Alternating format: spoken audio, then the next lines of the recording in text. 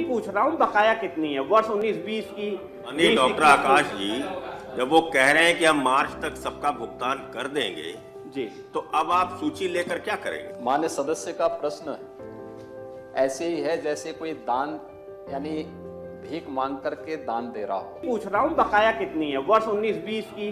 नहीं डॉक्टर आकाश जी, जब वो कह रहे हैं कि हम मार्च तक सबका भुगतान कर देंगे जी, तो अब आप सूची लेकर क्या करेंगे? सूची का मांग रहा हूँ महोदय, केवल पूरे वर्ष का कितना बकाया होना है, कितने करोड़ रुपए। जब वो कह रहे हैं कि हम 31 मार्च तक भुगतान कर देंगे।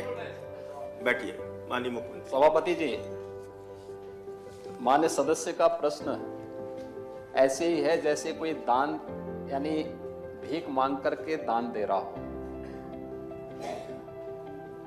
पिछले 7 वर्ष के अंदर उत्तर प्रदेश के अंदर शिक्षा के स्तर को सुधारने के लिए सरकार के द्वारा जो प्रयास किया गया है वह सर्वविदित है और शिक्षा से भी आपका प्रत्यक्ष और अप्रत्यक्ष संबंध है। बेसिक शिक्षा परिषद जहां आरटीआई की आप बात कर रहे हैं, 1,32,000 विद्यालयों को माननीय जनप्रतिनिधियों के सहयोग से और समाज के मानिंदों के सहयोग से ऑपरेशन कायाकल्प के अंतर्गत उनके इंफ्रास्ट्रक्चर को सुधारने के लिए बहुत बड़ा कार्य हुआ है। आज उसी का परिणाम है कि उत्तर प्रदेश के बेसिक शिक्षा परिषद में 40 लाख से अधिक बच्चे ज्यादा इस समय प्रवेश कर रहे हैं और वहां पर हर बच्चे को उनके यूनिफॉर्म 2 यूनिफॉर्म दिए जा रहे हैं, bag, books, shoes, sweater, socks, ये सभी उपलब्ध करवाने के साथ ही फेज वाइज हम लोगों ने एनसीईआरटी का ही पाठ्यक्रम, जिसे सीबीएसई बोर्ड भी अपने यहां लागू करता है, यूपी बोर्ड में भी उसको लागू करने का प्रयास हो रहा है। तो शिक्षा में समानता, ये सामाजिक असमानता को दूर करने में भी सहायक होगा।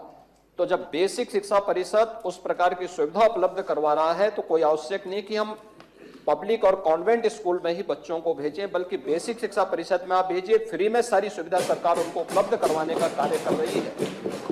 और ये पिछली प्रतिपूर्ति का माननीय मंत्री ने आपको जवाब दिया है, लेकिन हम लोग प्रोत्साहित करें। स्कूल चलो अभियान अप्रैल में और जुलाई में इसीलिए प्रारंभ किया जाता है, एक एक पखवाड़ा इसी बात को लेकर प्रारंभ किया जाता है कि हर बच्चे को स्कूल हम भेज सकें।